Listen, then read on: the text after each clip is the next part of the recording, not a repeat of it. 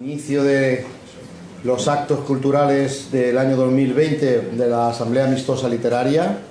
El año pasado pues, estamos contentos porque creo que conseguimos el objetivo de dar temas variados y temas que fueron interesantes y diversos para muchas expectativas y muchas sensibilidades, digamos. Y hoy iniciamos el tema, pues un tema novedoso, como es el tema de la masonería. Hoy vamos a hablar sobre la influencia masónica en el siglo XVIII, en la Ilustración española, el siglo de Jorge Juan.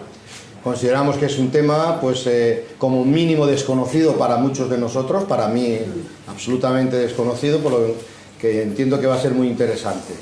Así que vamos a iniciar, como he dicho, los actos con un tema que creo que va a sorprender o nos va a sorprender a más de uno y creo que nos va a formar, que es lo que pretende la Asamblea.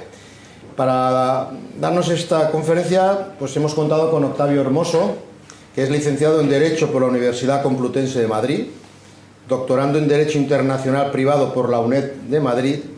Es abogado del Ilustre Colegio de Abogados de Alicante, del ICALI, con más de 25 años de ejercicio profesional y presidente y fundador de la sección de abogados especialistas en Derecho Arbitral del ICALI, desde el año 2006. Es maestro masón, miembro de la logia Hiram Aviv número 80 de Alicante, que practica el rito escocés antiguo y aceptado, perteneciente a la Gran Logia de España. Imagino que nos explicará todo eso porque a mí no me suena mucho.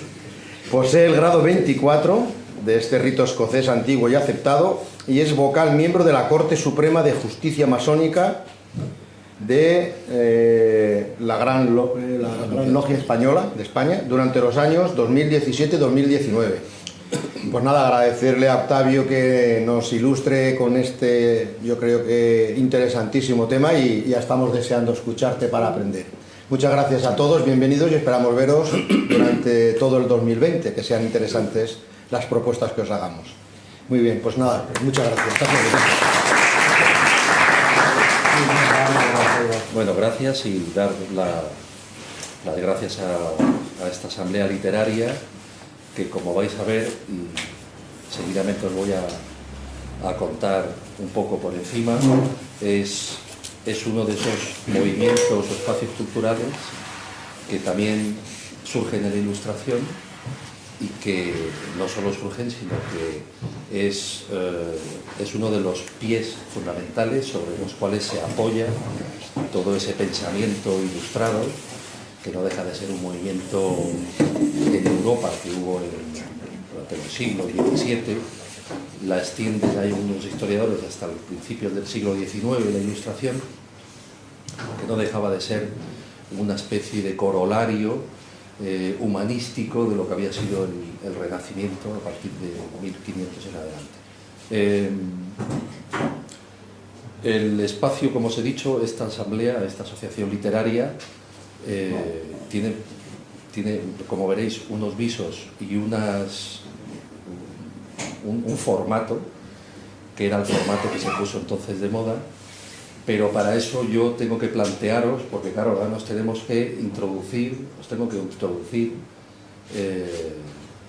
en lo que es hace 400 años, con la mentalidad que podían tener en España las personas que ocupaban este territorio nacional nuestro hace 400 años, y para ello debo de partir, voy a ser breve porque si no, claro, os tengo que compendiar a nivel histórico para situarnos un poco en la época de la Ilustración, pues todos estos siglos que han pasado, para que una vez que nos situemos allí en estos años, pues podamos entender mucho mejor no solo el papel de la masonería, que es otro de esos espacios, igual que las asambleas, igual que los salones, igual que los cafés, que se ponen de moda en aquella época, pero que en el caso de la masonería es algo que no está dentro de lo que es el espíritu de la masonería, como intentaré explicaros. Yo pertenezco como ha dicho Vicente, a la Gran Logia de España. Actualmente es la única gran logia regular. Digamos que cada nación tiene una logia regular. hay otra serie de logias, la familia masónica es muy amplia, lo que pasa es que esto es como diría yo, por vulgarizar un poco el tema, es como el fútbol, son como las ideas políticas. Hay unas personas que están con sus ideales y sus principios más cómodos en una masonería y otros que están en otro tipo de masonería, que pueden ser la liberal o aconfesional, que es la irregular, que habréis oído hablar a alguno de vosotros, que es una masonería que proclama una injerencia un poco más de los masones en política, en intereses de partido, etcétera, etcétera.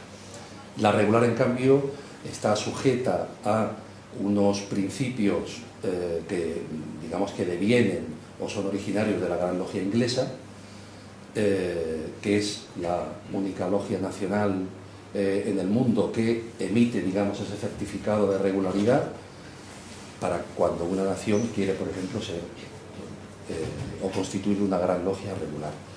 Ahí sigue con otro tipo de premisas, otro tipo de principios, un poco más diferentes de lo que es la irregular, pero igualmente, digamos que el interés es el mismo. El fin de toda la familia masónica es la evolución, el progreso y el bienestar de toda la humanidad en general, independientemente de luego cada uno el camino que decida tomar de pertenencia a una u otra masonería. La masonería, como os he expuesto ahí, que aunque para los que no tengáis ningún dato, ninguna referencia de ella, que parece ser que es algo así, que bueno, y esto que ha podido ser, que ha podido tener, que ha podido pasar durante la Ilustración, la masonería tiene mucho en sus fundamentos que ver con la Ilustración y con todo lo que viene después de la Ilustración. Gracias a la masonería, gracias a los masones, que ahora os entraré a explicar un poco las distinciones que tenemos que hacer. Gracias a masones, intelectuales de su época, personas que decidieron apostar por una serie de derechos nuevos para aquella época, que se introdujeran en la legislación, etcétera, etcétera, es uno de los semilleros que, tanto para el liberalismo como luego para la democracia, sustentaron esas ideas. El movimiento constitucional español, lo dijo Tirano Galván, no se podría entender sin el papel de la masonería, de los masones. Yo me voy a circunscribir nada más que al periodo de la Ilustración, pero de la Ilustración para acá, la Constitución que tenemos ahora mismo en el 78 es producto de todas las constituciones que hubieron anteriores, la del 12, la del 69, la de la Primera República, la de la Segunda República, y hubo en concreto unas constituciones, como son las de la Primera República y la Segunda República, la del 69, que es la llamada la Gloriosa, en la que prácticamente todos los intervinientes o actores de esa Constitución, muy progresista para la época, no a nivel España, a nivel, os hablo, internacional, igual que lo fue la de 1812, porque, como veremos muy por encima, introducen una serie de derechos que hoy damos por sentado que los tenemos, que han debido de existir siempre, pero que no existían cuando se ponen a redactar estos textos fundamentales. Y como os decía, sobre todo en la del 69 y la de la Primera República, es cuando digamos que es la etapa dorada de la masonería, no solo por todos los actores, presidentes de gobierno, ministros que están en ese momento ejerciendo el control político y llevan a cabo esas reformas con esas leyes y las hacen constar en esas constituciones, que van sirviendo, como os digo, de base hasta la del 78. Podéis pensar que a lo mejor la masonería es algo que hoy día ya no tiene ningún tipo de relevancia o tiene algún tipo de papel. Hoy día la masonería o no sigue siendo como hace 300 años, tiene un papel de motor de libertades. Por ejemplo, por poneros o actualizaros un poco, Guaidó es masón. Guaidó, ya habéis visto lo que ha hecho en Venezuela, lo que pretende hacer, que es derrocar un régimen dictatorial, que es el de Maduro, y ha hecho o está haciendo algo que la masonería latinoamericana han hecho desde que nosotros llevamos allí la masonería, hace ya 300 o 400 años. Casi todos los presidentes en Latinoamérica han sido o han pasado por la masonería, actualmente en Uruguay, Tavares también es masón, y en Argentina, Brasil, etcétera, etcétera. Brasil prácticamente después de Estados Unidos hoy día es el segundo núcleo por número de masones más importante del mundo. La Constitución Europea, nuestra Constitución que tenemos dada en la Unión Europea, fue tildada cuando los redactores se pusieron a hacerla, decían que la masonería estaba allí interviniendo. Efectivamente hubo masones en su redacción para precisamente introducir los derechos que pedía, digamos, la sociedad, os hablo hace unas decenas de años, pero retrotrayéndonos a la Ilustración, esos mismos masones son los que introdujeron estos derechos que tenemos ahora. ¿Por qué ha sido denostada la masonería siempre o está en el punto de mira? ¿Por qué la masonería se la tilda que si es republicana, que si es de izquierdas, que si es de... por la masonería, al ser un actor más que interviene en la sociedad, que se mete de rontón, que digamos que en esta partida, imaginaros una partida de cartas, que estaba la corona, estaba la nobleza, estaba el clero, que eran los que jugaban a ese juego, la masonería de repente coge una silla y se sienta y dice: yo también darme cartas, que voy a repartir cartas y voy a jugar. Entonces, claro, desde siempre la masonería ha estado muy perseguida, porque lo que hacía la masonería era poner cortes al absolutismo, por un lado del monarca, intentando controlar al monarca, intentando que el clero no tuviera el papel que tenía entonces. Como os he dicho, tenemos un poco que situarnos en aquella época. El clero prácticamente, junto con la corona, por ponernos unos ejemplos, ellos eran los que tenían prácticamente el control de las universidades. Una universidad no se podía, por ejemplo, hacer si no era con autoridad de la corona, y todos los estudios que se llevaran a cabo pues tenían que llevar la bendición de la corona, y lógicamente estaban impartidos por casi todos ellos por miembros de la Iglesia. La educación, la Iglesia y la educación siempre ha sido un monopolio que ha tenido la Iglesia desde hace mucho tiempo, que no es malo, que no es bueno, pero llegó un momento con el siglo de las luces, con el siglo de la razón, como ahora veremos, en que eso se tiene que extender a la sociedad. No era posible que una sociedad mayoritariamente de clase baja o media no tuviera acceso a ningún tipo ni de escuela, ni de universidad, ni de nada de eso, y precisamente estos movimientos liberales que impulsan lo que es la Ilustración, lo que pretenden es eso, y lo consiguen. Y la masonería está ahí. Está ahí. Lo que hace la masonería es dejar utilizar sus logias para que allí venga pues la persona que quiere hacerse masón, pero que, como veréis en la historia, pues en fin, pues uno ha tirado para un lado, el otro ha tirado al monte, el otro se ha hecho revolucionario, el otro tal, y claro, pues en esta partida que os digo de poderes que estaban en liza en aquel entonces, pues siempre han intentado perseguir a la masonería para erradicarla y que no diera pábulo ni hiciera todo esto en favor de esas clases menos favorecidas. Voy a ir poniendo, he preparado un pequeño PowerPoint. Yo, si queréis, cuando acabe la conferencia me podéis hacer las preguntas que queráis. Ahora vamos a ver si me sitúo el Power.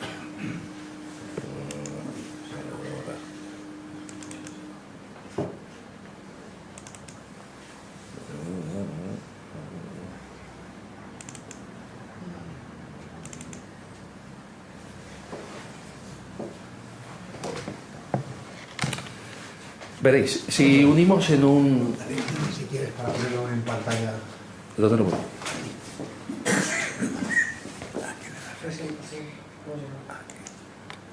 Ah, vale.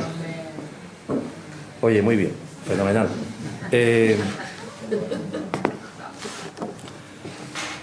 Bueno, ¿y qué es la ilustración? Porque por centrarnos un poco, porque el título es La masonería en la ilustración. La ilustración, cualquier libro que cogéis de la ilustración, ninguna coincide en lo que son los términos, principio y fin, pero más o menos para situarnos en una época, 1680 prácticamente como el inicio de la ilustración, y acaba, pues para unos autores dura 100 años, para otros autores acaba a primeros del siglo XIX. Bueno, el movimiento ilustrado es un pensamiento, es digamos un movimiento de pensamiento que surge en Europa. Surge en Inglaterra, más bien, por centrar un poco el tema, para reconduciros un poco en el hilo de la ponencia. Surge en Inglaterra. ¿Dónde surge en Inglaterra? Pues existen unos señores que luego se denominaron los niveladores, que a lo mejor os suenan, y si no, pues yo lo voy a explicar. Los niveladores es una facción del ejército de Cromwell en las guerras dinásticas inglesas, estamos en 1640, que deciden poner coto al rey porque hay una facción del ejército que se muestra proclive a defender al Parlamento y sostener que el Parlamento debe de tener preponderancia sobre el papel de la corona. El rey, lógicamente, que es de los Estuardo, pues dice que no, que de eso nada, y entonces pues se organiza. Hay una trifulca, Cromwell pone un poquito de orden, pero ese movimiento es una chispa que surge en ese momento. Los niveladores los que dicen es que algo muy novedoso para la época, y es que el hombre tiene unos derechos naturales por el hecho de ser hombre, y que por tanto tiene que tener acceso a la propiedad, a la economía, a la sociedad, y, cómo no, proclaman la libertad religiosa. ¿Qué ha dicho? La libertad religiosa. Ningún monarca de aquella época, que estamos en pleno absolutismo de todas las coronas de Europa, estamos saliendo de la Edad Media, entrando en lo que se llama la Edad Moderna, que es en la que empieza a surgir, o surge el movimiento de la razón. Se forman unas logias en Inglaterra, logias que preferentemente son refugio de personas que deciden reunirse y adoptar ese nombre. El nombre de logia es un nombre italiano, loggia, que es una estancia que había en Italia, es como una especie de pórtico que existen en las edificaciones, que eran donde los maestros de la pintura pues tenían allí su taller, como Rafael, etcétera, etcétera, para pintar cuando iban o les hacían un encargo de hacer una obra, ¿no? Entonces el tenderete que montaban, un poco para que nos entendamos, se llamaba logia, y allí deciden reunirse. A raíz del incendio de Londres, por ya centrarnos en la masonería, porque lo otro es historia, yo lo iré mezclando porque tiene que ver, porque una cosa va con la otra. Pero a raíz del incendio de Londres, que queda devastado, hacen falta muchos arquitectos, muchos canteros, etcétera, etcétera, y la masonería tiene un origen medieval, un origen de esos gremios de canteros y de albañiles. El término masón viene del francés maçon, que es albañil. Entonces son esos gremios de albañiles.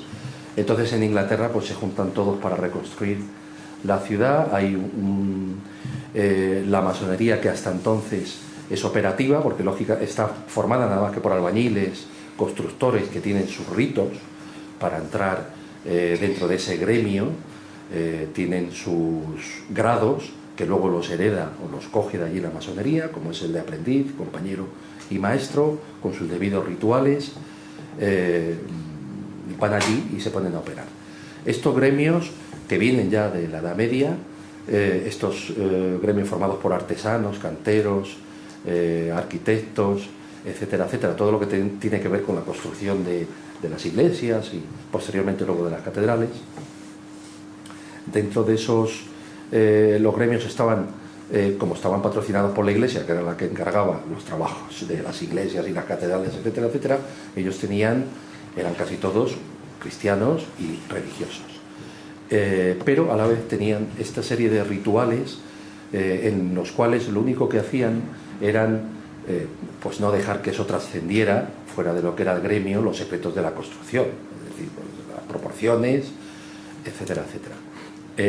Lo que pasa es que bueno, fueron ahí introduciendo una cierta mística, una cierta mística que comunica con la alquimia, con el saber ancestral, del tradicional, que ellos digamos que utilizan y lo ponen al servicio de las personas. Lo que pasa es que las personas no lo saben interpretar. Cuando tú llegas a una catedral o tú llegas a una iglesia, pues claro, si yo os hablo de la proporción que tiene, del sentido solar que tiene las entradas de las iglesias, que todas están hechas en el mundo, digamos que con la misma orientación, norte, sur, este, oeste, para que cuando te dirijas al altar o a la parte principal de la iglesia, que es donde el juego de luces de las vidrieras, donde sale el sol, donde el ocaso, el recorrido que va haciendo por la iglesia, los determinados colores que tienen su simbología, etcétera, etcétera, todo eso manejan los gremios, todo eso pasa luego posteriormente a la masonería.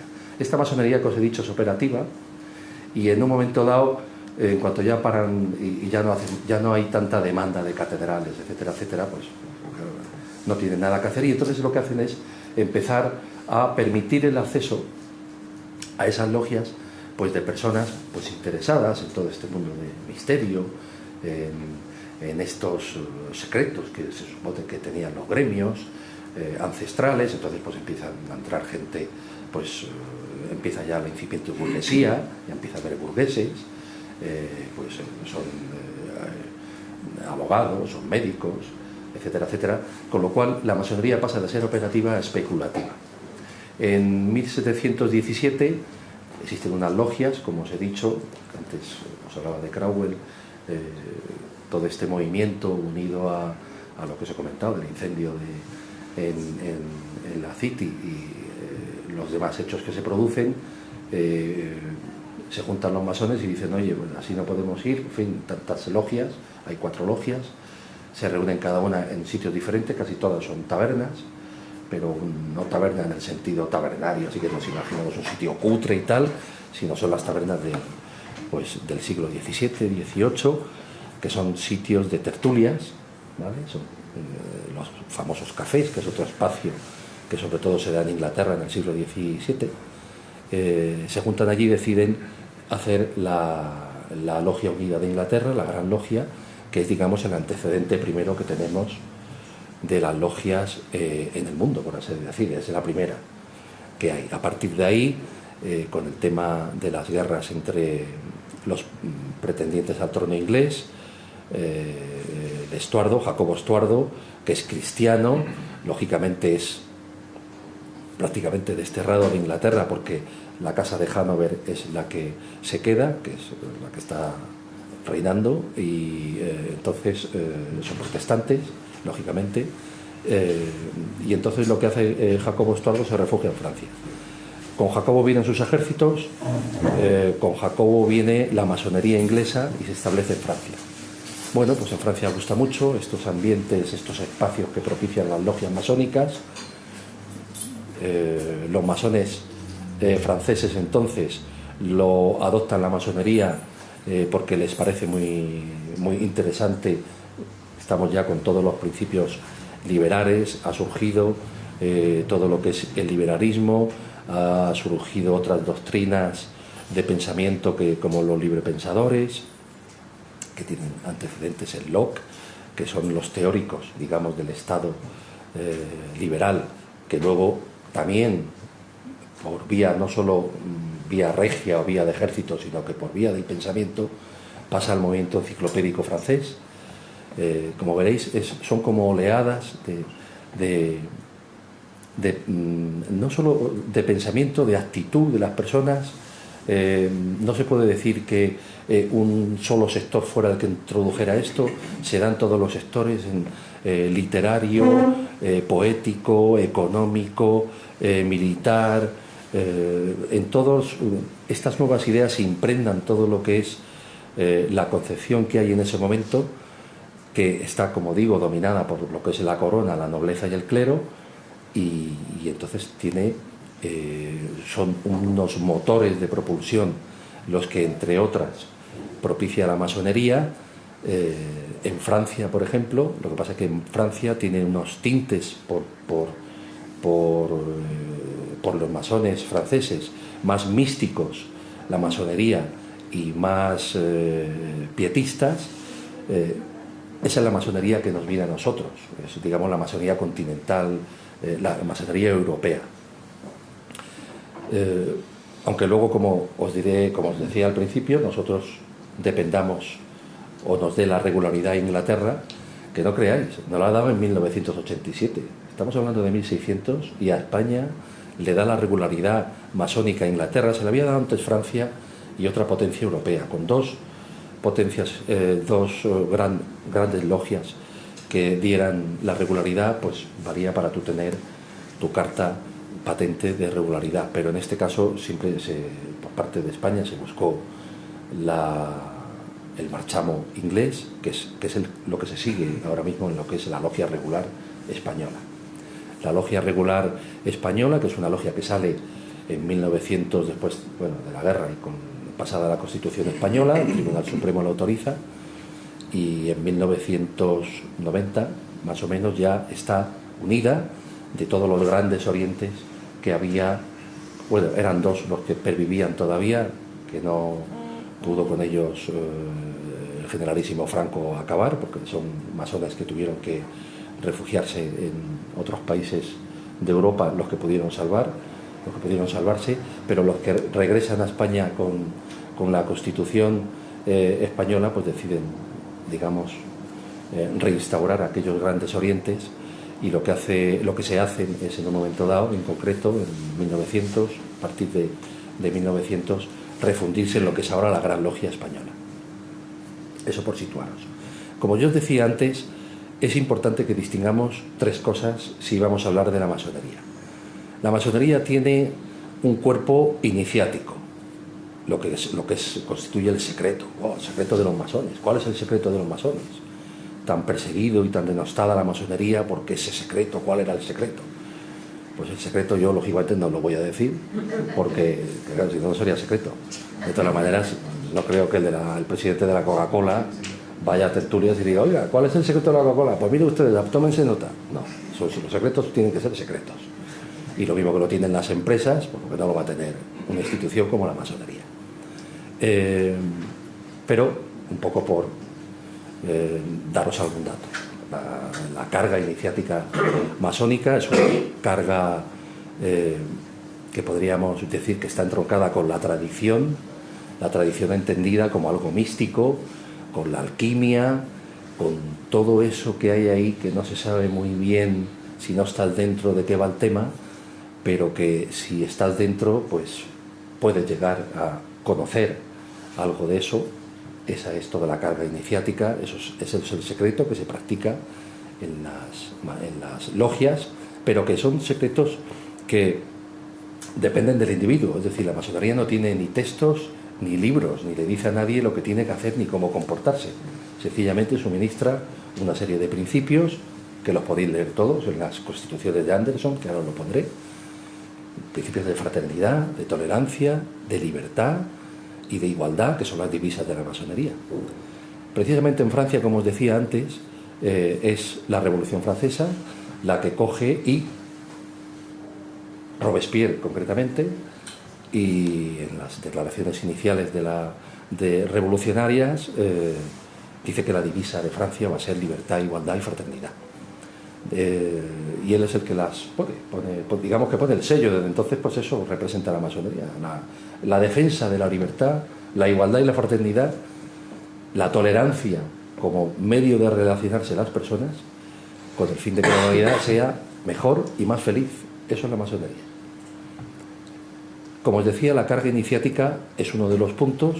Está ahí todo lo que es el lenguaje simbólico del masón, sus guantes blancos, su compás, para que un masón tenga sus sentimientos perfectamente circunscritos, para que sus acciones sean puras. Todo eso representa los guantes blancos, los mandiles blancos, representan la igualdad entre todos los hermanos, que somos masones, Cada cosita tiene su lenguaje simbólico.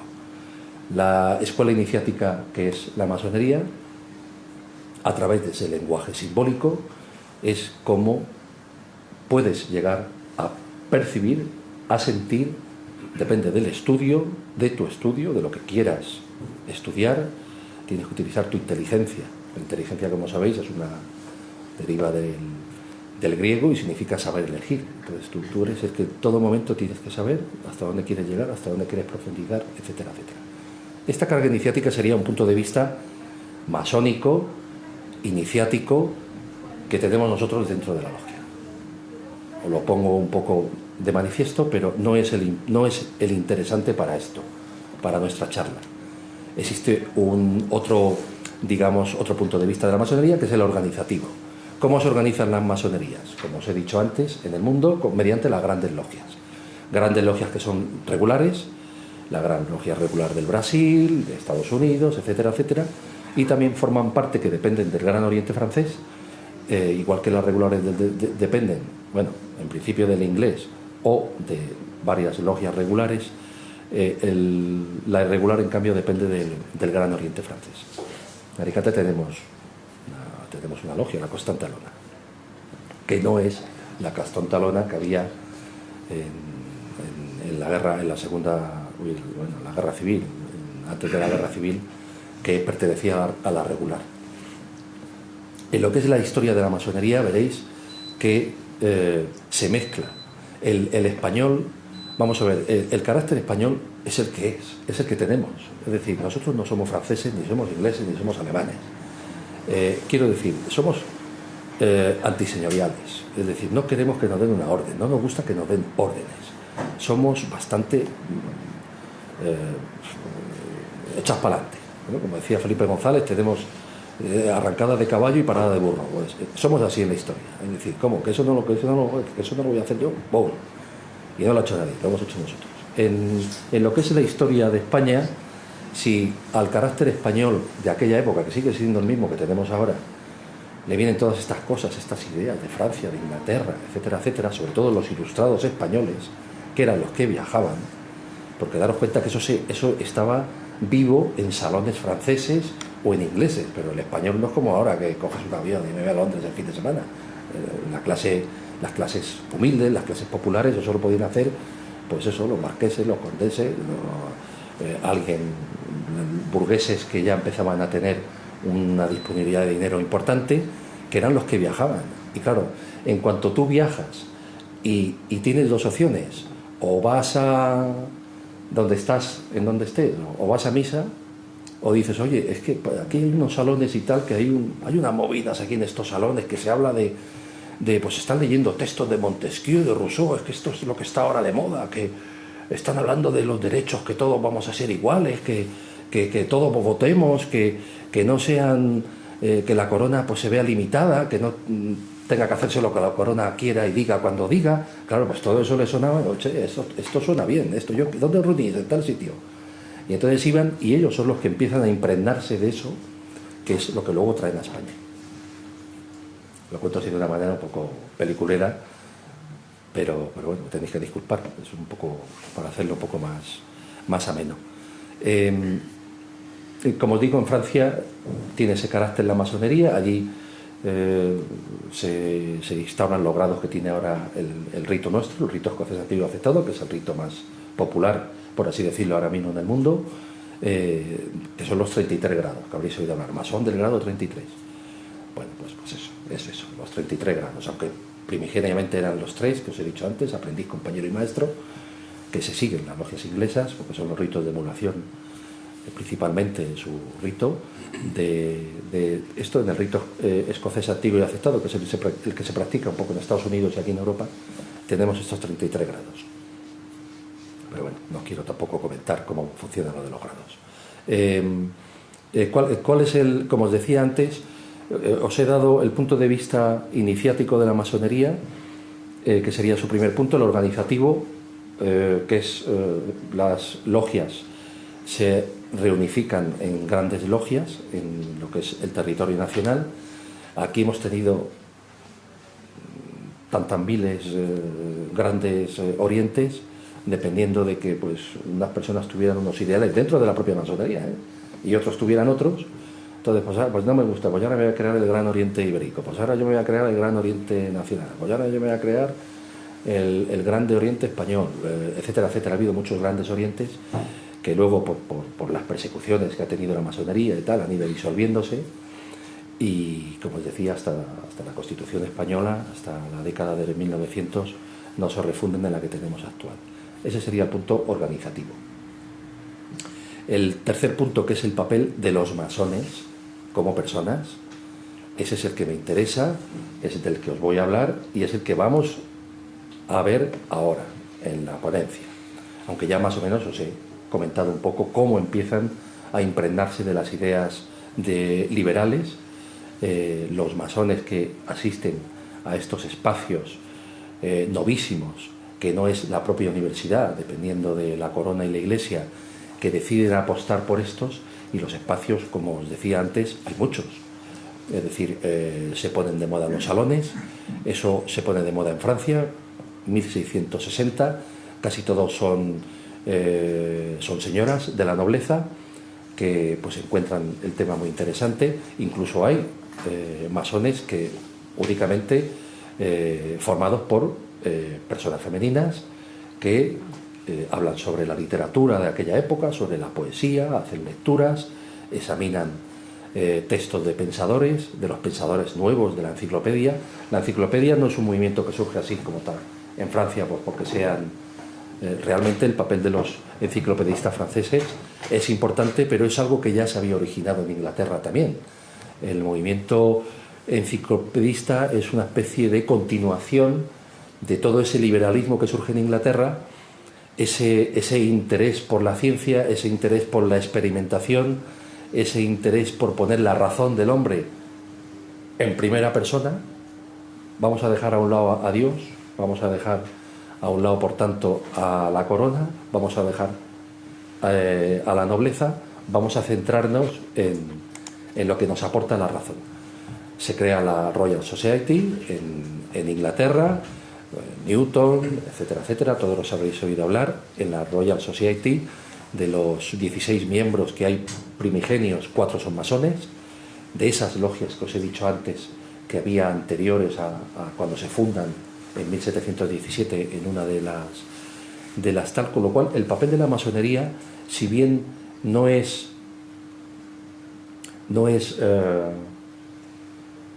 activo ni institucional por parte de la masonería jamás. La masonería siempre mantiene una distancia con el masón. El masón puede hacer, saliendo de la logia, puede hacer lo que le dé la gana. Hombre, en fin, si hace algo que contraviene en lo que son los principios masones, pues se le llama al orden. Oye, vamos a ver, si aquí estamos hablando de tolerancia, ¿cómo sales y te pones a matar a la gente y tal? Porque masones ha habido en todos los ejércitos, o sea, en los buenos y en los malos, en el A y en el B. Cuando había que fusilar a estos que habían perdido la batalla, entre ellos estaban los masones, pero los que fusilaban eran masones también. Es decir, el masón no estaba, digamos, regido por unas leyes que le dijeran a la masonería: oye, esto es lo que tienes que hacer y cumplir. Como os he dicho, su carga es iniciática, pero el resto depende de la persona.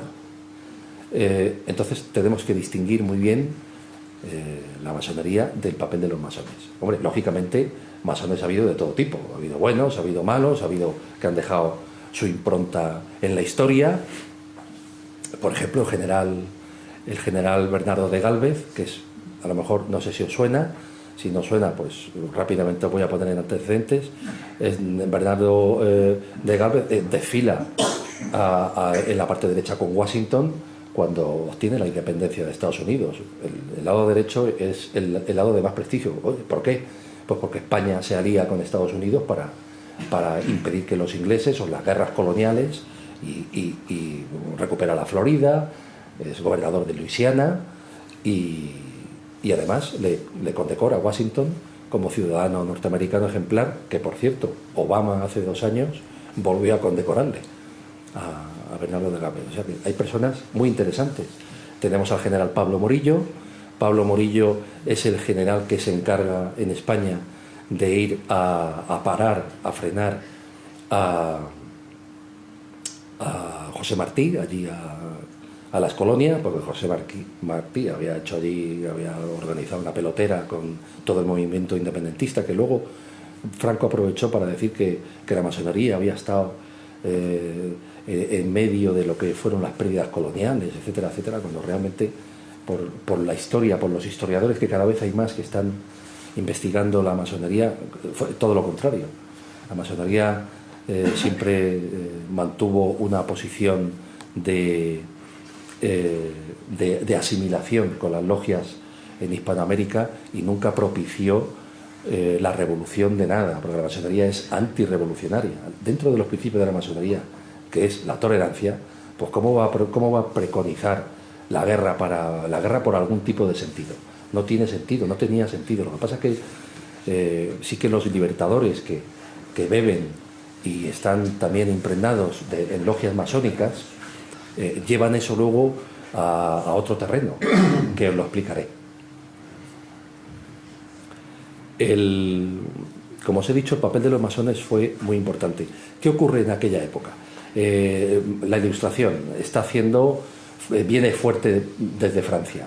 Empezamos aquí con Carlos IV, con Fernando VII, que viene Napoleón, que los estatutos de Bayona, que si dejarme que entre, dame permiso que vaya a Portugal, que me quiero cargar a los portugueses, le dejamos pasar por Portugal y Napoleón hace una maniobra envolvente y lo que hace es conquistar, por así decirlo, intentar apropiarse de España, que es cuando surge el movimiento del 1808, porque claro, ya vienen estas ideas liberales que ya estaban en la sociedad, ya empezaba a haber ministros como ya desde Campomanes, Jovellanos, etcétera, etcétera, que habréis oído hablar, que no eran masones, el conde de Aranda, pero son reformistas.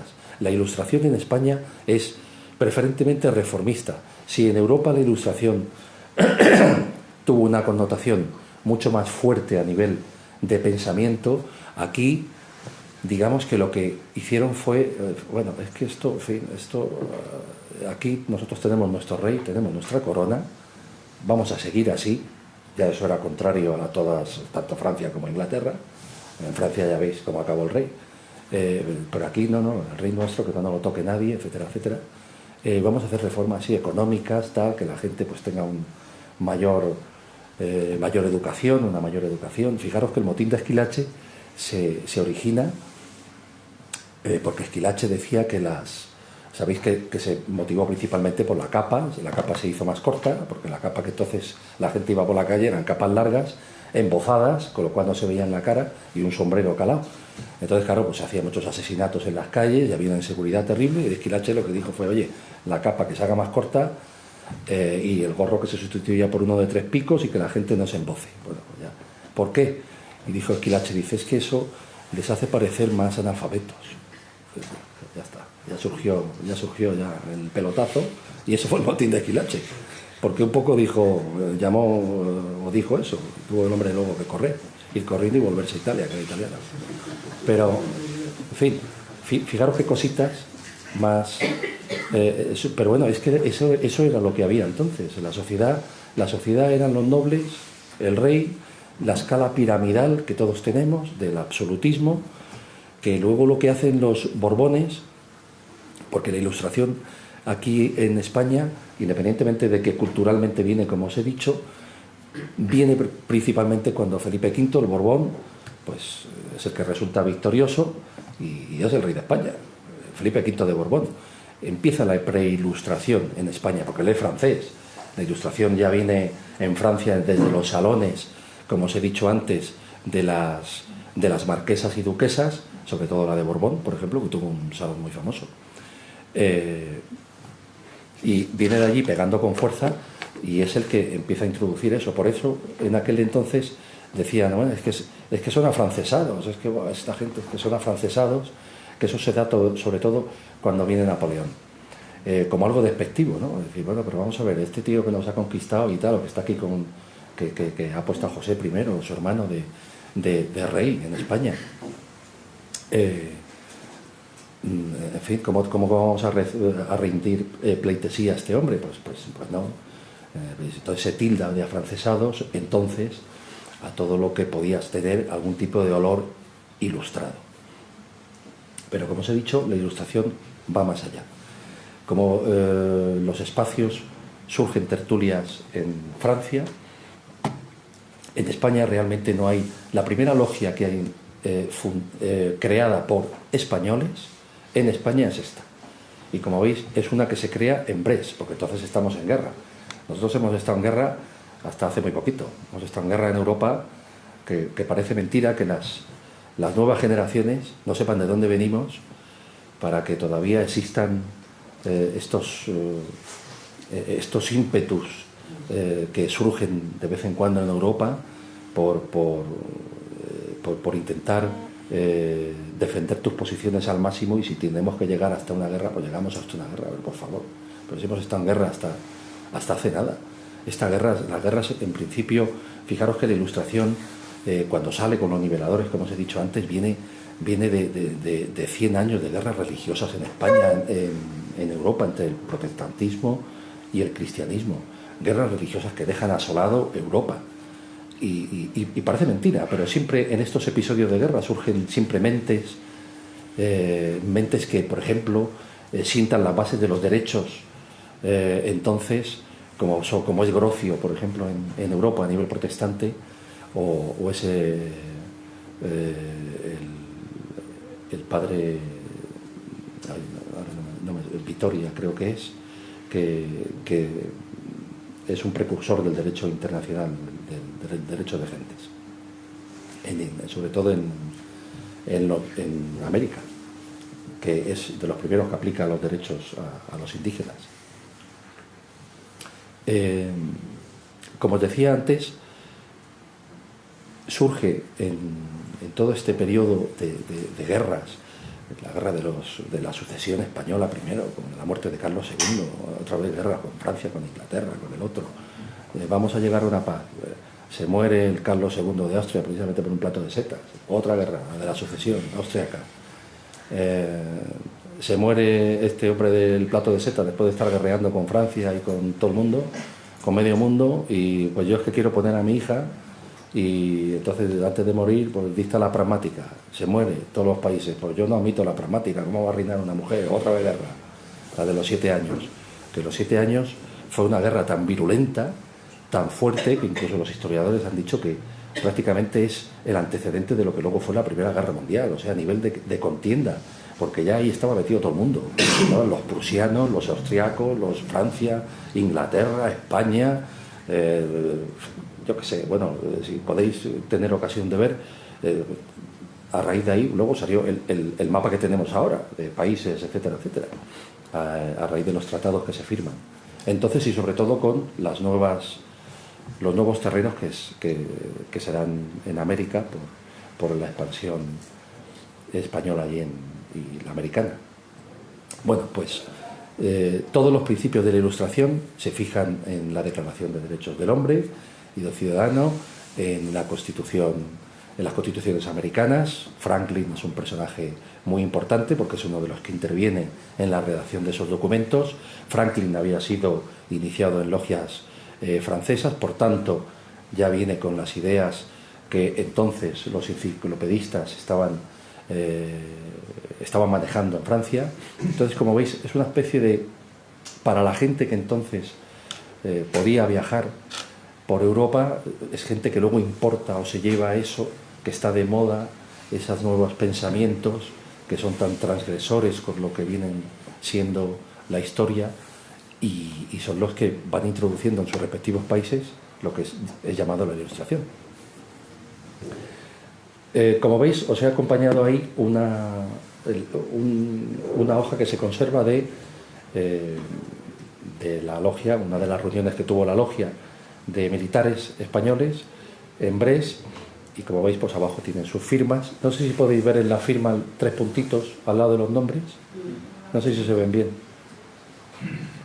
donde la S, la P y la R, si veis, hay 3 puntitos. Eso es algo muy masónico, ¿eh? Los masones, cuando firmamos documentos masónicos, ponen los 3 puntos para que te reconozcan. Es una señal que tenemos. En fin, lo digo a título anecdótico. Como os he dicho, en 1717 se crea la Gran Logia en Inglaterra. Posteriormente se crean las constituciones de los masones a cambio por parte de dos pastores protestantes, James Anderson y Desaguliers. Desaguliers lo que hace es introducir, porque la masonería en un principio, el primer gran maestre que hay en Inglaterra es un hombre que tuvo una vida bastante azarosa, se fue a la ruina, tuvo que vivir luego de la caridad, es decir, que no los masones tenían un caché especial. Desaguliers es el que se encarga de presentar la masonería recién constituida con las constituciones de Anderson a las clases pudientes, a las clases altas. Y entonces son los que, las clases altas, los que cogen en principio la masonería. ¿Y por qué cogen la nobleza entonces la masonería? Porque prácticamente hasta hace muy poco nobles, condes y marqueses han sido los grandes maestros de grandes logias. Hasta la Segunda República, Primera República, prácticamente. Ya ahí empieza la espantada de la nobleza, porque ya empieza a entrar demasiada gente, digamos, burgués o de clase más baja en las logias, y ellos ahí ya no tienen que hacer nada y se van. Pero entonces Desaguliers es el que introduce eso en las cortes.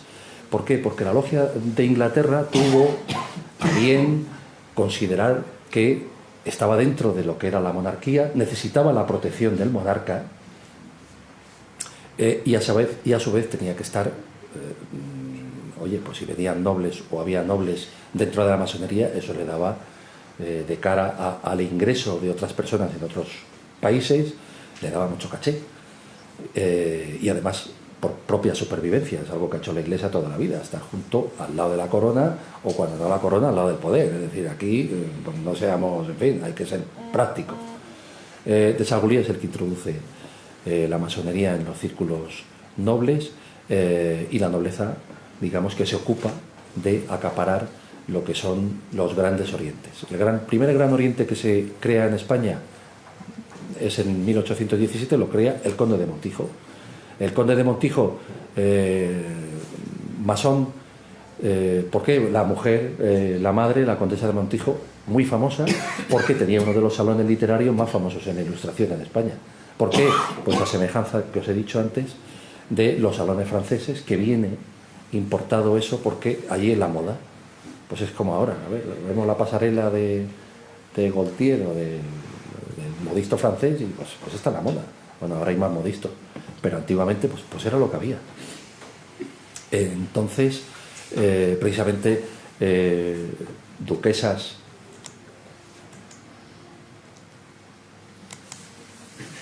como la marquesa de Fuerte y Jar en España, que es una de las asistentes a los salones que hace la condesa de Montijo, y ella también tiene el suyo particular. Aquí se daba cita la crème de la crème de los literatos, de los científicos y de los pensadores de la época, en estos salones.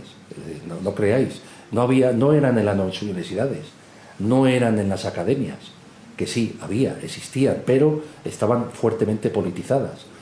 Si en la academia llevabas algún tipo de pensamiento de moda liberal o ilustrado, como era el que os he dicho, que era totalmente irreverente para entonces lo que era la monarquía o la corona, o los derechos que pretendía tener la corona, pues lógicamente eran automáticamente cerrados.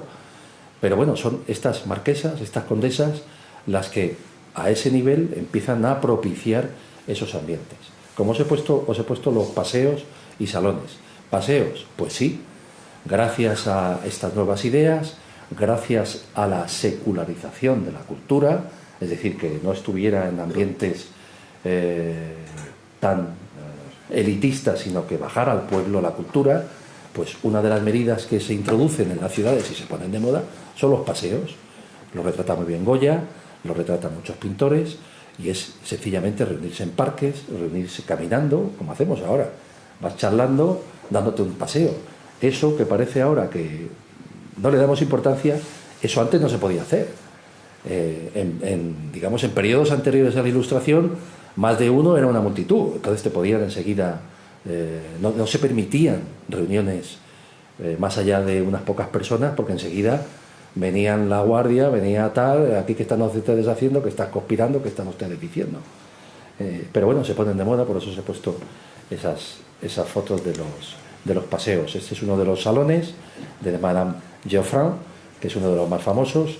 Ahí están leyendo precisamente textos de Rousseau, que era lo que se hacía, era todo el pensamiento de la época se trasladaba allí. Como podéis ver, pues se tomaban el té, y paralelamente a esto, como os he dicho antes, en la habitación de al lado pues había un salón con todas las señoras, porque hacían también ellas sus tertulias y sus salones. Al principio de la masonería existe la masonería femenina. De hecho, la duquesa de Borbón es la gran maestre, allá por los años 1700 y pico, de la primera gran logia simbólica femenina que hay o que surge. Es decir, que el papel de la mujer, aunque sí es cierto que dentro hoy día de las divisiones que os he dicho antes, de la regularidad y la irregularidad, dentro de la regularidad no está admitida la mujer. Anderson, por ejemplo, cuando hizo los principios y las constituciones nuestras, dijo que, o pensaba que el ingreso dentro de la masonería lo tenían que hacer personas libres, y sencillamente porque entonces la mujer no era libre, dependía del marido o del padre. Se hacía esa referencia, parece una tontería, pero siguiendo la ortodoxia inglesa, que en eso no han cedido, y nosotros, como tenemos la regularidad de venida de allí, pues en la masonería regular no se permite la entrada de las mujeres. Sin embargo, ellas tienen sus cuerpos masónicos, como son las logias simbólicas, que son femeninas, que existen, como el derecho humano o logias mixtas, que son de hombres y mujeres, que existen. Es muy antigua la del derecho humano en Europa, y tienen su papel en la masonería como el que más. Ahí tenéis otro ejemplo de un famoso salón, que es la de la condesa de Francisca de Sales Portocarrero, que es la condesa de Montijo, como os he dicho antes. Como también he mencionado, este es su hijo, Eugenio Eulalio Palafox, que es el conde de Montijo, que es el que, digamos, que crea el Gran Oriente Español en 1817. ¿Cuál es el panorama entonces de la masonería en aquel entonces? Como os he dicho antes, la masonería propicia dentro de sus logias que haya ese movimiento intelectual y de pensamiento, y que vengan personas allí y que luego pues salgan de la masonería y se dedique a frecuentar salones, etcétera, etcétera, para discutir, hablar y llevar a cabo todos estos pensamientos que eran tan novedosos entonces. Y ese es el papel que ha tenido. Los enciclopedistas franceses, algunos de ellos son masones. Ciertamente Voltaire se hizo masón a los 85 años, en fin, tampoco es que tuviera un aporte importante dentro de la masonería, pero Montesquieu sí que lo era desde hace mucho tiempo atrás, y no pasaba nada, es decir, no había nada malo en ello. Lo único que, como os he dicho antes, por esas luchas interestamentales entre corona, clero, la burguesía y la nobleza, que no quería perder sus privilegios, que por eso la nobleza entra de lleno a controlar las logias masónicas, para que aquello no se desborde y vengan estos de abajo y nos desbanquen. Pues claro, si la mentalidad del español que os he dicho antes, que es por naturaleza rebelde, que es antiórdenes, lo mezclamos con una nobleza que en vez de defender sus lazos de sangre, lo que hace es proteger sus privilegios, ¿qué pasa en la masonería en España entonces? Pues que es un caos, no hay orden ni concierto en la masonería. Cuando viene Napoleón, precisamente ellos tienen ya mucho mejor asumida la masonería, a su manera, Napoleón introduce la masonería en España porque le interesa para controlar a todos los sectores que en ese momento pudieran venir y hacerse masones, nobles, etcétera, etcétera, y ver qué es lo que se estaba cociendo, qué estaban diciendo, o si podía peligrar su situación en España. Es decir, es una especie de criterio político. Como sabéis, José I es su hermano, es el que le pone como rey, y la verdad es que José I pues propicia bastante derechos individuales, etcétera, etcétera, porque la masonería francesa es muy social, aunque es estatal, y la utiliza Napoleón, ¿eh? No es que en la masonería se haga, es que se utiliza. La masonería siempre es utilizada por los masones, como os he dicho al principio, porque la masonería solo es una con 4 principios. Lo que ya luego hagan las personas con ellos, o el cariz que le quieran hacer, eso entra dentro de la esfera personal. Napoleón la utiliza como medio de controlar lo que está pasando aquí. Por eso todos los que se afilian a logias francesas, afrancesado, tú es que vienes de francés, es que francés, fíjate lo que está pasando aquí con Francia, lo que nos han hecho. Como antes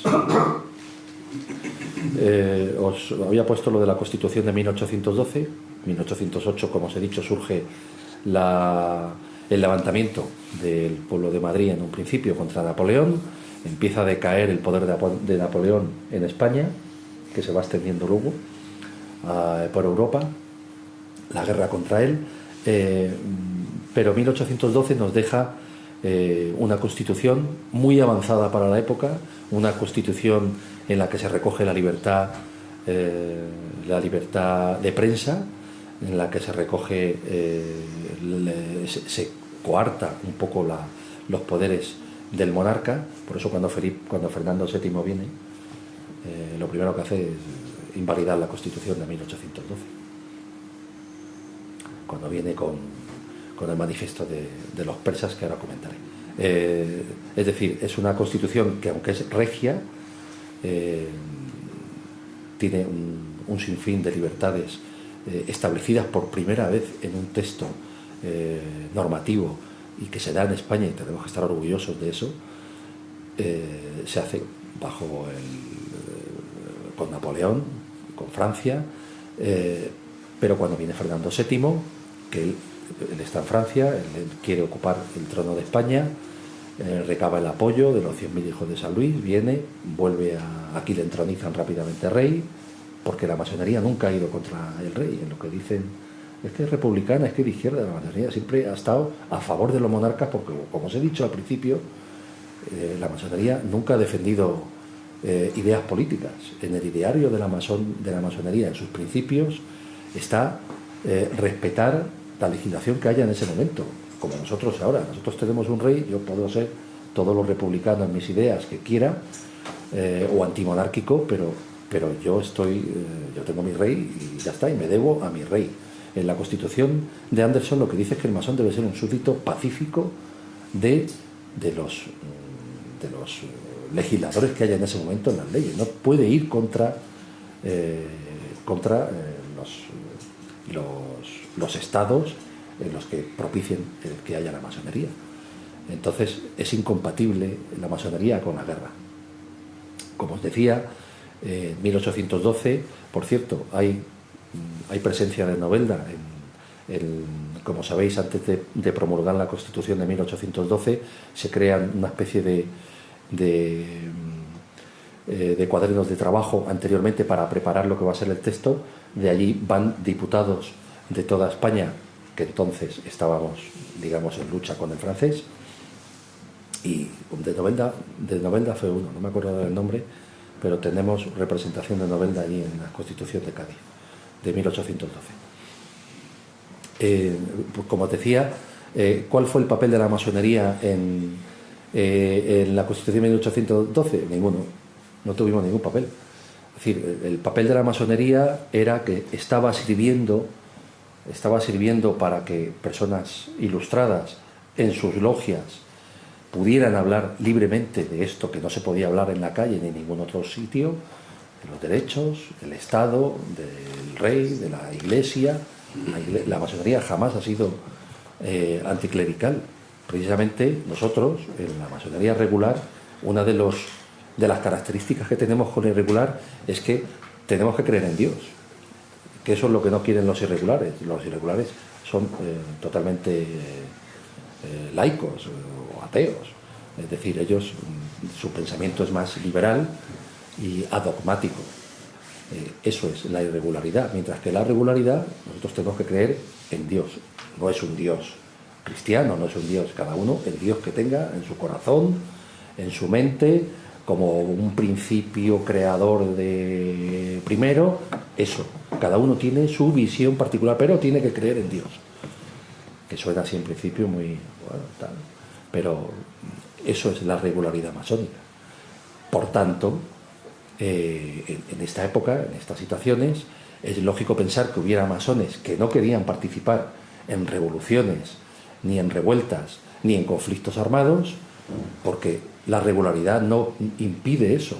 Lo que pasa es que había otros, es que estábamos mezclados. Aquí, como no había regular ni irregular, aquí estaba todo mezclado.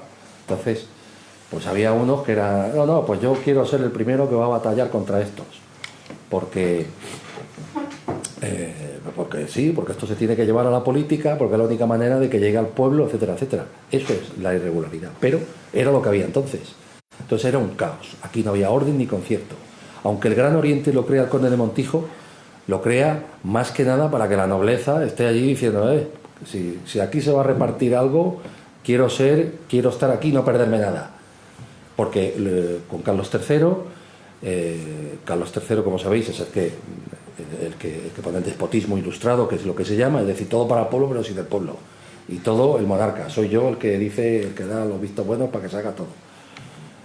Cosa contraria a lo que la masonería defiende. Por eso Carlos III, ningún Borbón, desde entonces, ningún Borbón ha aceptado la masonería. Ya Fernando VI, que es el hijo de Felipe V, el primer Borbón, ya dicta un decreto en el año 1751 contra la masonería, porque estaba siendo esto que os he comentado, cómo estaba siendo utilizada por estas nuevas generaciones de pensamiento, de liberales, que estaban utilizando las logias para eso, y él decreta la prohibición.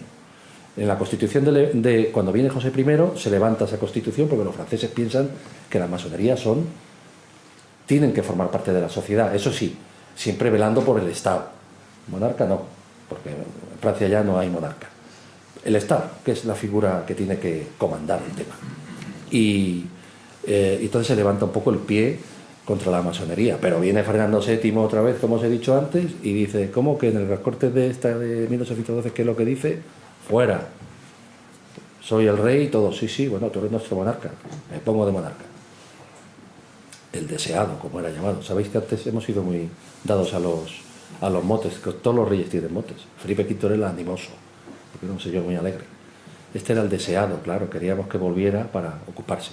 Pero claro, cuando empieza a hacer eso, ¿qué es lo que pasa? ¿Por qué viene Fernando VII?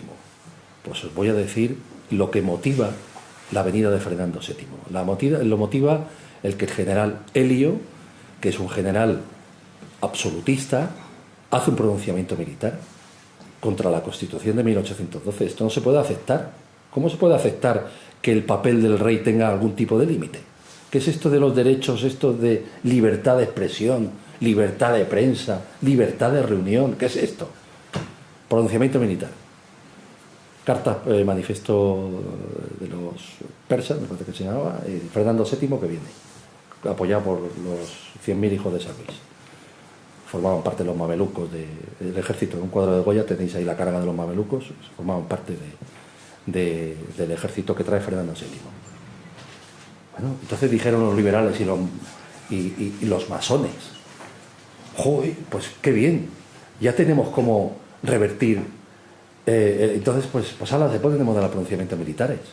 Entonces entran en la clandestinidad las logias, porque Fernando VII lo que hace, al igual que su Fernando VI, es prohibirlo primero la masonería. Mantiene en vigor el decreto que había hecho su antecesor, Fernando VI, con peligro de cárcel, etcétera, etcétera. Realmente en aquella época la Inquisición, que está funcionando, la Inquisición es... hablamos de la Inquisición y parece que estamos ahí viendo ahí quemar a las brujas y tal, ¿no? La Inquisición en España se abole en 1834, 200 años. No penséis que la Inquisición es una cosa del pasado, ¿no? Hasta hace muy poquito, bueno, hasta 1800, entrado 1800 y pico, está la Inquisición, y la Inquisición persigue no solo a todo el que se mueva que sea masón, a todo el que delate o diga, no, es que Pepito es masón. Pero claro, entonces existía eso. Este tío que me está vendiendo, que es este tío que me está aprovechándose de mí, que tal y cual. No, es que es masón. Pues ya se le abrió el expediente. Se abrieron muchos expedientes por parte de la Inquisición, aunque realmente luego masones no había tantos.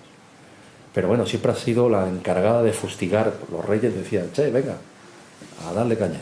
Y entonces, pues ellos hacían expedientes contra masones. Lógicamente los nobles estos, perdone usted, tal, le hacían un poco la vista gorda, pero también les abrían proceso. La Inquisición entonces abría proceso a todo el que se moviera.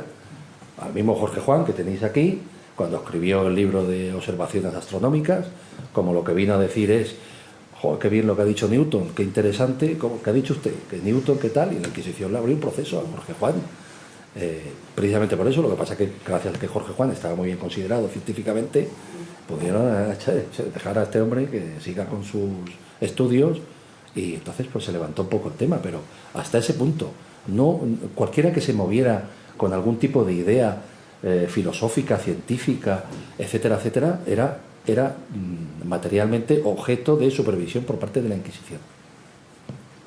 En ese panorama, con el general Helio que había propiciado que viniera Fernando VII, pues toda la gente que empieza con el decreto de persecución de los masones, pues ya se refugian de una manera clandestina. Surge la clandestinidad en las logias masónicas, que no lo habían sido antes, pero surgen ahora. Y entonces, ¿qué pasa? Pues que viene Riego y dice: ¿qué es lo que ha hecho Helio? Esto. Riego da un golpe, trienio liberal, se pone allí en las cabezas y dice: señores, proclamo la Constitución de 1812. Riego sí era masón, y muchos de los que intervienen con Riego son masones, porque lo que quieren es volver a los derechos que había constituidos en 1812, que eran los que os he explicado. Y desde entonces vamos así. Y ahora el otro se levanta y tal. En total 14 pronunciamientos militares, y si leéis la historia de España está todo lleno de pronunciamientos militares. Los militares, porque era una forma no tampoco muy guerrera, porque los pronunciamientos militares era sencillamente tener un general que quisiera revertir el poder que había en ese momento, que estuviera apoyado por una facción política, podemos entender ahora. Entonces no había partidos políticos, pero bueno, una facción determinado de nobles y de pueblo que apoyaban. Ya está, pronunciamiento militar. Entonces se van sucediendo los pronunciamientos militares, pero no es porque en sí la masonería en aquella época sí que tuvo un papel mucho más revolucionario y más antisistema, ¿no? Por decir una palabra ahora que está muy de moda, y clandestino, claro, porque siempre está perseguida. Se levanta el pie de nuevo con la Gloriosa en 1869. Se levanta el pie con la Primera República. Todos los presidentes que intervienen son masones, y sobre todo con la Segunda República, claro, ya habéis oído, ya por tener algo más cercano con tantos masones que había. Pero también es un poco, como yo digo muchas veces, la culpa de lo que le ha pasado a la masonería la tienen los masones. Y yo se lo digo a mis hermanos, digo que la tenemos nosotros, porque hemos permitido estos juegos por introducir en las logias a gente que lo que está pidiendo es estar en un partido político, que se vaya a un partido político. Aquí no tiene que hacer política, no puede hacer política. Se le tendría que prohibir, pero en aquella época no. Era lo que había, era algo, bueno, que daba mucho pie, que daba mucha actividad, que propulsaba, que impulsaba, y se permitía. Entonces el permitir esta entrada de gente que entra por decir, bueno, es que esto de la masonería está muy bien, aquí podemos hablar sin tapujos, y aquí somos todos iguales y tal, y me encuentro mucho más libre para hablar. Pues lógicamente, pero no eran gente que tuviera en sí interiorizada lo que es la masonería, pues ha provocado lo que nos ha provocado, que prácticamente quedamos extinguidos después, en 1940, con la ley que promulgó Franco, de la ley de represión del comunismo y la masonería. Estas personas que os he puesto aquí, Agustín de Argüelles, general Riego, ya os he hablado, o el conde de Torreno, estos participan en los cuadernos constitucionales de 1812, participan en la Constitución de 1812, pero no son masones entonces.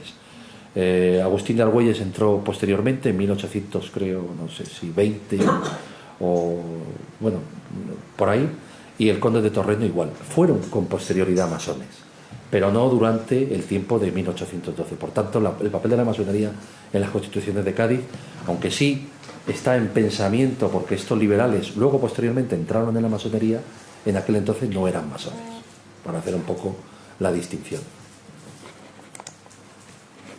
Este es el sello del GOE, una obediencia que hubo en 1870. Uy, me he pedido ya al final. No sé cómo voy de tiempo. Vamos. A las preguntas, digo, cuando quieras. ¿Pasamos a las preguntas? Cuando quieras. Bueno, cuando quieras. pues por concluir. Voy a poner eso entonces. No sé si podré volver a la anterior. Sí, aquí la tengo. Por concluir, ¿cuál es la influencia de la masonería? Como habéis podido ver, la influencia no de la masonería, de los masones que están en la masonería es importante a nivel de militares, mucho, a nivel, daros cuenta que por ejemplo cuando está Napoleón, todo lo que gobierna en España son juntas provinciales que están encabezadas por un militar, porque no había rey y estábamos luchando contra los franceses. Entonces ese carácter un poco ha influido en como somos ahora, en independientes, en bravos, en rebeldes, que es una característica que también tenemos los masones españoles. Y ya está. Acabo aquí. Muchas gracias. Muy bien.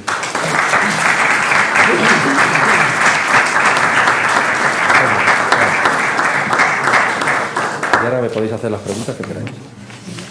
Que menos el secreto masónico os puedo contar.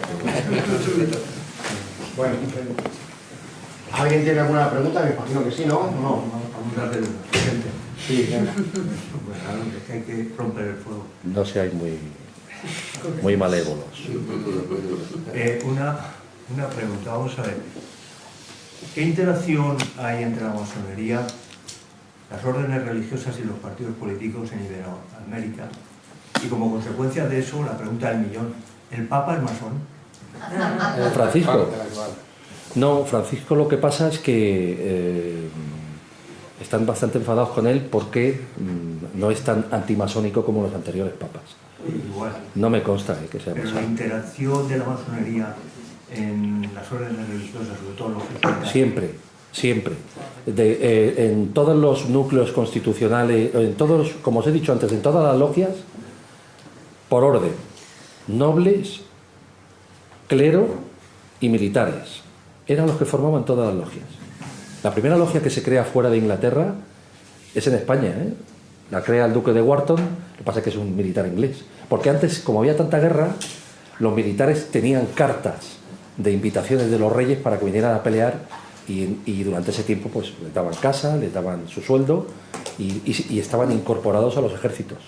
Por eso hay tanto inglés combatiendo en los ejércitos españoles, en Bailén, por ejemplo, o posteriormente en todas las guerras, porque ellos se movían, los militares se movían. Y la iglesia formaba parte.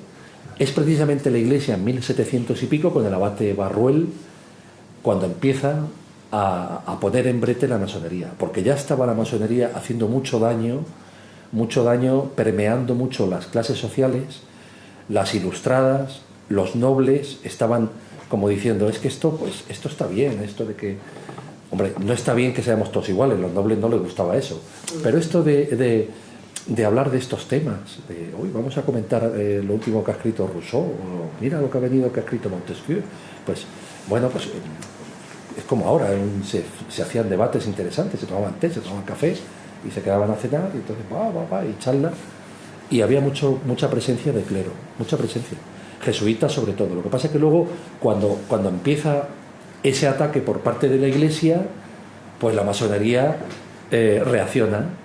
Entonces, ¿qué hace la masonería cuando por ejemplo en el año 69 con la Gloriosa los presidentes masones, los ministros masones, ¿qué es lo primero que hacen? Los jesuitas fuera. Sí, pero en Iberoamérica han influido mucho en la educación de los que luego han sido gobernantes. Sí, mira, la educación es uno de los pilares de la masonería. Todo esto que os he dicho de la libertad, la igualdad y la fraternidad, junto con la tolerancia, se tiene que llevar a cabo y son uno de los primeros motores que considera que la educación debe de no tener el monopolio la Iglesia y debe de ser civil y pasar a las capas inferiores. En eso la masonería siempre ha tenido su pie claro, eso suponía pues tener enfrentada a toda la Iglesia, las universidades, las academias, etcétera, etcétera. Fijaros que prácticamente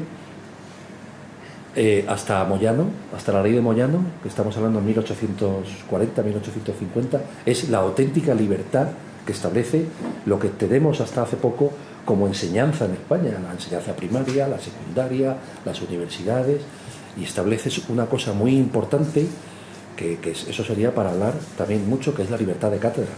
Es decir, la libertad de cátedra, si muchos de vosotros no sabéis qué es, la libertad de cátedra no existe hasta hace poco, y consistía en que los profesores no podían dar el temario que ellos querían en las universidades. Los doctores y los catedráticos tenían que ser temarios visados por la Iglesia, con anuencia de monarca o de las autoridades que hubiera. No podían salirse de ahí. Oye, es que hay unas teorías muy interesantes en Europa de el utilitarismo, el no sé qué. ¿Qué dices tú? Aquí no puedes hablar de eso. En eso consistió la libertad de cátedra. Cuando la libertad de cátedra sale en España, que es cuando el Instituto Libre de Enseñanza, etcétera, etcétera, hace poco. Pues claro, lo primero que hacen los radicales o reaccionarios en cuanto cogen el poder es suprimir otra vez la libertad de cátedra.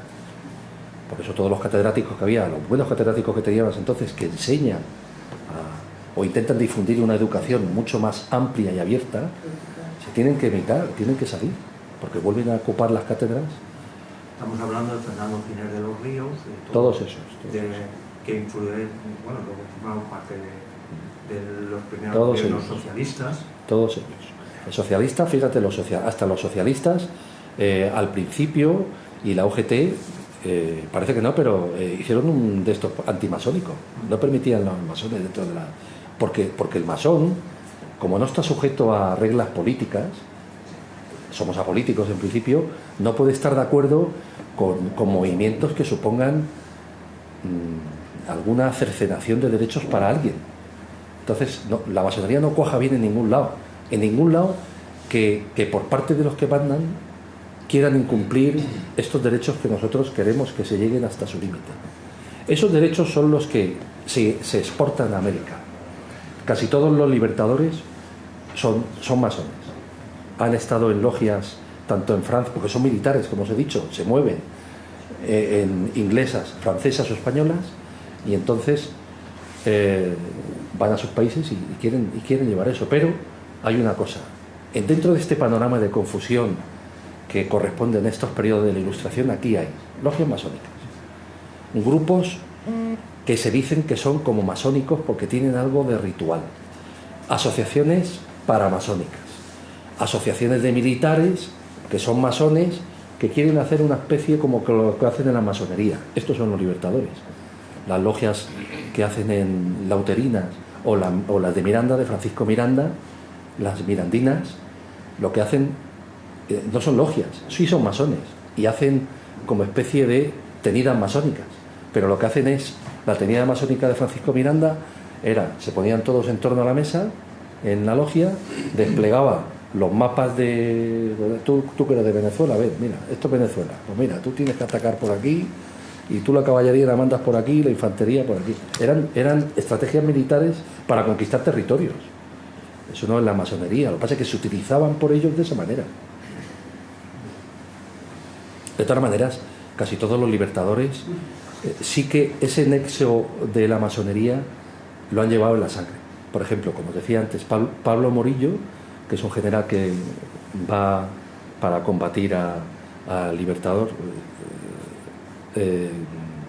se junta con él antes de entrar en la última batalla, y entonces concierta el que una vez hacen la batalla, y como hay tantos muertos, deciden parar la guerra y hablar entre ellos y decir, oye, nos dejamos un tiempo para retirar a los muertos, enfermos y tal. Surge el derecho humanitario.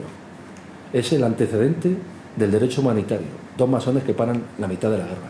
Igual que San Martín, que viene por Argentina, y ¿cómo se llama? El otro que viene por el norte, tan famoso, el libertador venezolano. San Martín. Bolívar viene, San Martín se juntan y dicen, hasta aquí hemos llegado. Son masones los dos.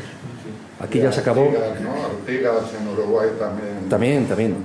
Ahí dicen, ya aquí vamos cada uno ya a su lado, que ya lo tenemos conquistado, y ahí continúa la guerra del general Sucre, que también es masón. Pero porque ellos lo han sentido así. Ahora mismo la masonería latinoamericana no tiene nada que ver con la europea. Son mucho más, como diría yo, como os he dicho antes, más políticos, más están metidos en la sociedad, pero está visto de otra manera, ¿eh? Yo hablaba ayer con un hermano uruguayo, dice es que las masonerías en Brasil y Uruguay están en pleno centro de todas las capitales, con sus emblemas, y desfilan, y la gente está orgullosa de que esté la masonería. Pero eso aquí no. Pero aquí estamos todavía con miedo a asomar la cabeza que te la peguen en el cachipán, por la represión que ha habido tan grande. ¿Quiénes serían hoy los enemigos de la masonería? Porque tenemos claro quiénes fueron en el pasado. Las fuerzas contrarias de la masonería. Sí, los de siempre. La intolerancia, la falta de libertad, la falta de igualdad y la falta de fraternidad. Esos son los enemigos de la masonería. Donde haya alguien que no cumpla eso, habrá un masón para decir... no queda de eso, ¿o sí? Sí, hay más de lo que se piensa. Actualmente somos unos 6 millones de masones. Casi todos los presidentes americanos, muchos de ellos han sido masones. El último, Barack Obama, del grado 33. Actual. Y si quieres más masonería, actual... ahora se me ha ido. Iba a decir algo, se me ha ido. Y los que no son se ponen a las órdenes de la masonería. Por ejemplo, en Uruguay es el primer acto de un presidente que toma posesión. Ahora Tabaré es masón, sí. Pero los que no son el primer acto de... En Uruguay la mayoría de los presidentes han sido masones. Sí, se ponen... Pero tienen esa impronta latinoamericana de revolución, como todavía la chispa esa revolucionaria, que es lo que distingue de la europea. Mira, hay una cosa curiosa, cuando Franco... ¿tú sabes quién restablece a España en Europa, en el mundo? Lo establece Eisenhower y Churchill. España cuando acaba la guerra mundial, España está totalmente abandonada. Franco estaba aquí encerrado y Franco digamos que para que entrara ayuda a España porque estaba empobrecida, pues claro, Franco la habilidad que tenía era que iba con un judío o hablaba con uno que era con uno de la iglesia. Es que estos judíos, es que estos masones, iba a ver a los masones, es que esto de la iglesia, es que esto de la iglesia. Entonces tenía a todo el mundo, eso sí, es muy inteligente en ese sentido. Entonces eso lo hizo él a nivel de oye, ¿queréis que no venga el comunismo? Pues ya me estáis ayudando. Entonces claro, por ahí que estaba totalmente, España no podía pertenecer a la Sociedad de Naciones, no la dejaron entrar en la ONU, ni en Naciones Unidas. Fue Churchill y Eisenhower los que propiciaron. Eisenhower judío y Churchill masón. O sea, después de todo lo que hizo Franco, que extinguió, Franco se ha cargado a todos los masones. Cargó a todos los masones, no quedó ni uno. Estamos ahora reconstruyendo la logia de Elda, que había muchos masones en Elda. Gente pues normal y corriente como nosotros, gente que tenía sus negocios, que iba a sus logias, que no hacía mal a nadie. Sí que ciertamente con esa impregnación política que hubo en la Segunda República, que no tenía que haberse permitido, pues como luego ganó quien ganó, pues como siempre han pasado todas las guerras, vencidos y vencedores. Yo impongo las normas que tienen que ser. Pero bueno, que son curiosidades de la vida. Perdona, ¿y si en Venezuela el opositor actual, Guaidó, es masón y Maduro fuese masón, qué pasa? Te he dicho antes que masones ha habido en todas las partes en conflicto. Ha habido masones en la nobleza, masones en las clases sociales bajas, masones en la burguesía. Que se pelean igual. Igual, si somos humanos. Realmente, claro, ya depende, claro, es que depende. Vamos a ver, yo no lo haría, pero yo no puedo.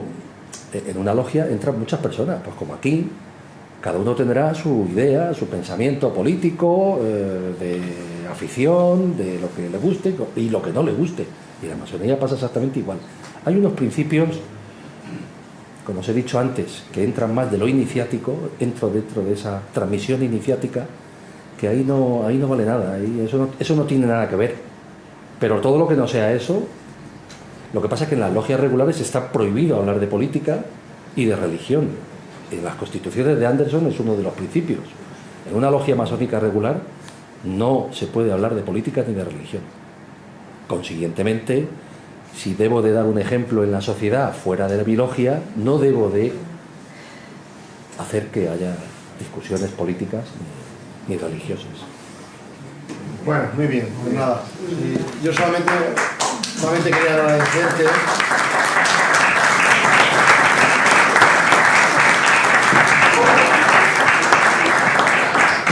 Un obsequio Anda, mira. que tenemos, pues mira, de especias de Novelda, muy bien, de acuerdo, y bueno, que es el libro de cartas a Margarita de Jorge Juan, muy bien, y la botellita de año también de Jorge Juan. Bueno, muy bien, muchas gracias. Muchísimas gracias. Muchas gracias a todos. Gracias a todos. Espero no habernos aburrido.